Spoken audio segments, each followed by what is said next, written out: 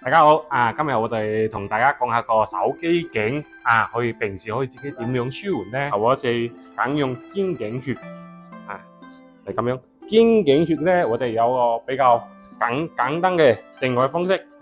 即係取後邊個大椎，都係大椎位位，然之後仲有肩峰，兩者之間嘅中點就係肩頸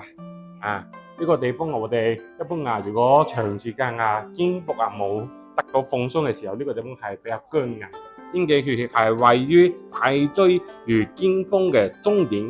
呢個地方，我哋咧一隻手可以咁樣搭住，然之後攞啲硬嘢或者自己個手指撳住佢，或者有可以屋企人攞條匙羹稍微硬啲嘅嘢定住個位，定完之後另外一隻手就自己咁樣轉動咁樣轉動嘅時候會有個牽拉緊，係咪有效嘅舒緩呢個肩部嘅不適嘅？但係要特別注意嘅一點呢個位如果係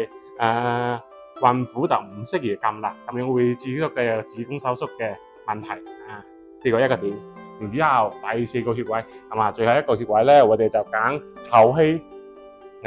後溪穴嘅，我哋稍微揸拳頭，咁樣可以自己感受到呢個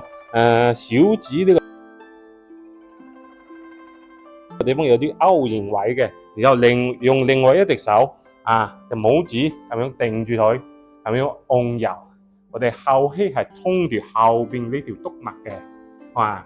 咁樣稍微遠端取穴嘅疏通下呢啲筋骨，可以有效嘅舒緩頸部嘅